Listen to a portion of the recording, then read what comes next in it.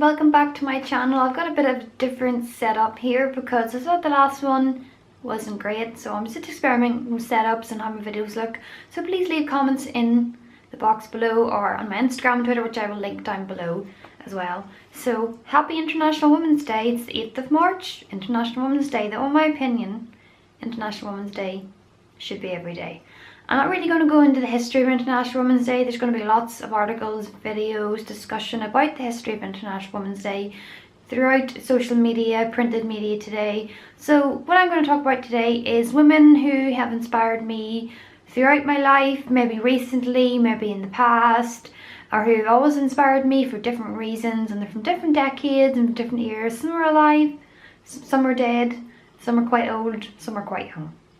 Some of them are from different countries, some of them are Irish, some of them are of multiple nationalities, different races and different jobs. So to start off with, I'm going to talk about someone who's inspired me for about 5 to 6 years now. In fact, I love her so much that when I refer to her as my favourite inspiration, my boyfriend knows who I'm talking about. The lady I'm talking about is Edith Londonderry. Now you're probably wondering, Londonderry, that's the name of a place in Northern Ireland. Well, you would be correct. Edith Londonderry was the Marchioness of Londonderry. That is, she was the wife of the Marquess of Londonderry, the Vane Tempest Stewart family, who have a house in Northern Ireland called Mount Stewart. It's now a National Trust property. I worked there. I love the place. It's my favourite place. It always makes me really happy. And what she's actually famous for within Northern Ireland is her really famous gardens, but she's also famous for many other different reasons that I'm going to discuss here. Edith was born Edith Helen Chaplin in 1873, third child of a wealthy landowner from Lincoln, but she spent most of her childhood in Scotland in Dunrobin Castle, which is the home of the Sutherland family. I really want to go there because her mother died not long after her younger sister was born. I think either her younger sister or her birth, I'm not quite sure on that. In 1899, she married Charles Vane Tempest Stewart, the Marquess of Londonderry. He was a bit of a philanderer. He had just before he was married, his first legitimate child was born, but Edith just saw past that, which frankly I think is a bit weird. But times were very different then, and she probably wouldn't have been able to get a divorce because she would have been shunned. But Londonderry family were prominent unionists, as in they supported the continuation of the Union of Great Britain and, at that time, Ireland. And they also opposed women getting the vote. Now this is where it's really, really interesting. Edith, even though in this time women nearly always supported their husband's choice of political candidate or political movement, Edith went against her mother-in-law, Teresa Vane Tempest Stewart, and her husband Charles, because she believed that women should be empowered and should have the vote. She wasn't a suffragette. She didn't tie herself to any railings. She didn't throw bombs, smash windows. She was a suffragist. She simply believed that women should be empowered to vote and therefore empower the family and empower women to get jobs, equal pay and equal opportunities. And she's also incredibly awesome because, as you've probably seen some of the photographs I'm just putting here in the video, she had a snake tattoo.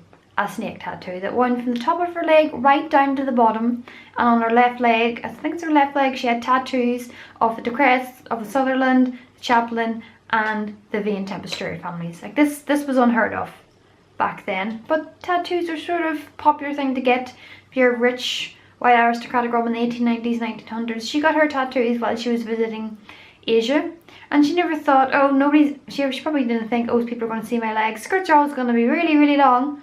But in the 1920s, skirts got shorter, and therefore people were seeing her legs for the first time. Shock horror, oh my goodness, showing ankles, I know.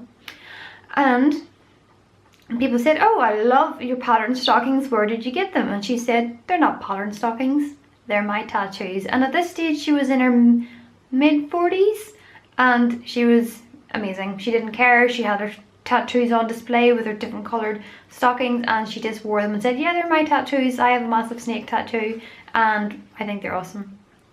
Edith went against the grain of people who were in her era, mainly the Edwardian, the 20s and the 30s. She was a society hostess where she would have hosted political parties for different political parties, for Labour, for Conservatives, for Tories, for the Unionists, But she also had friendships with Irish nationalists, most notably Eamon de Valera and I can't remember the other guy's name, but there was a alleged affair, but then probably not really happened. And she never took sides. She welcomed people from all different nationalities, all different races, and she was really egalitarian for a period that is probably known for racism. And I would like her to be known for more than just her gardens, though the gardens are absolutely beautiful. You should definitely go visit. I'll link the blog post I wrote about Women's Stewart down below. And also, she was the first Dame of the Order of the British Empire in 1917 under the military division, because she was Colonel-in-Chief of the Women's Volunteer, WVR, the Women's Volunteer Reserve, that's it, I have to get that right, which was formerly the Women's Emergency Corps, which freed men to go to the army so women could do jobs like delivering, cooking, handing out gas masks, all that sort of stuff. And I think that she is absolutely amazing. Talking about war, this brings me on to my next woman or set of women who really inspire me. Now these are, I have to refer to my notes. I can't remember all historical things. The women of Air Transport Auxiliary. These women were civilian pilots. They had gained quite a lot of flying hours previous to the war, so they were quite a privileged class. There was not many working or middle class women who were in the ATA, though there may have been more towards the end of the war, as the required hours that you had to fly were going down and down as they need more and more pilots. Essentially, these women were debutants, aristocrats from all over the world, from Australia, Argentina, Ireland, the UK, just anywhere that was allied to the UK at this time. Basically, their job was to ferry a damaged, a new and repaired Lancaster bombers, Spitfires, and other aircraft from the factory or the repairing shop from A to B all over the UK, and eventually in Europe after D-Day in 1944. These women, as you can see in some of the pictures I'm putting throughout this video, were quite glamorous. They were in the picture post, they were in vogue, they were embodied as the new bold spirit of women in their war effort to combat Nazism and fascism. A lot of them were upper class, so they had the privilege of learning how to fly. So you could argue that these women probably weren't in touch with reality, but then what is reality? People don't know what reality is. It's different. Some of the women were Maureen Dunlop. She was from Argentina. She actually continued to fly after the war. And there was also, let me see, Diana, her name was amazing, Diana Bernardo Walker. She was from the UK and she continued to fly. There was about 116 women altogether, and some of them left their life because you think about it, these planes had no radar, there was no navigation systems, they were relying completely on their own abilities to read maps and read the weather, and they were successful. And towards the end of the war in 1943, they were given equal pay by the British government. This is the first time that women were ever given equal pay for any work, which is phenomenal and is amazing. And also towards the end of the war, they were given more and more responsibilities to fly 4-engine bombers such as Dakotas and B-52s to and from England to France and Germany and all over now free Europe. And they are amazing. I think if I was alive during the war, I would have either been in Bletchley Park, these women are also amazing, the Code Breakers, or I would have been an ATA girl, because I think they are amazing and I really want to dress like them.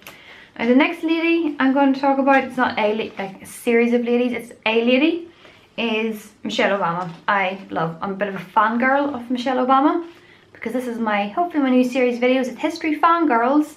Now it could be recent history, as in Michelle Obama is still alive, or ancient history, or 20th century or 19th century history. Women who inspire me and other people, and I really want to talk about them, especially Irish women, because we have been marginalised out of history books until the last 40 years, when revisionist history is in. People were thinking, let's maybe not talk about all the men, the white men who won all the wars. Let's talk about the housewife down the road, or the little girl blown up during the Blitz in 1940. Social history. But anyway, back to Michelle Obama. Michelle Obama was born in 1964. She went to Harvard and Princeton law schools. She trained as a lawyer before she was First Lady. She worked in different places, and she met her husband while she was working, as in President Obama. I think he's amazing. While working in one of these law firms. When she was First Lady between 2008 and 2017, I think she's amazing.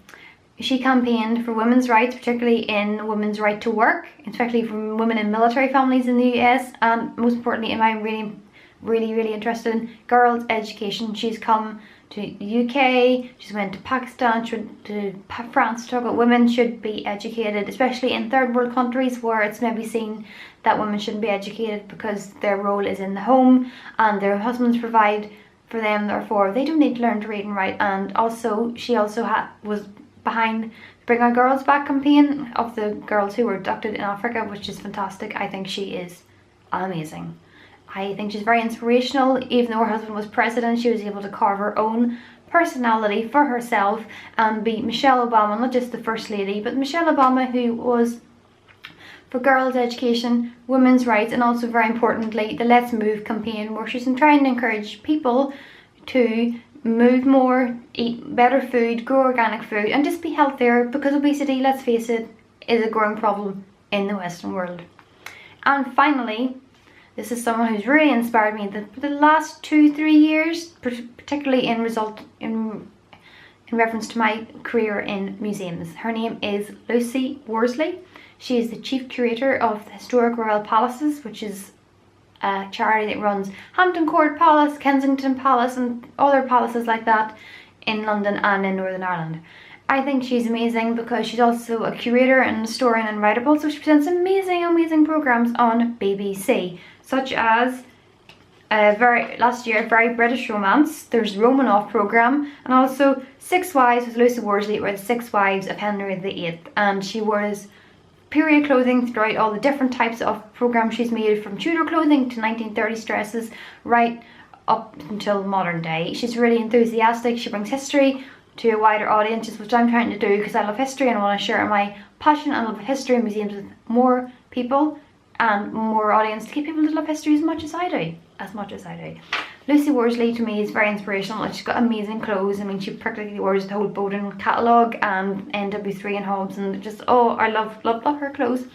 She's inspirational because she's in a very high powered job, and there's very little women in higher powered jobs in museums. They're the head curators, executive directors, heads of museums, and the more women that are in these types of roles, the better, because quite frankly, I want to become a curator, hopefully, of fashion textiles for the V&A in London, maybe for the Rijksmuseum in Amsterdam, or the Fashion Institute of Technology in New York.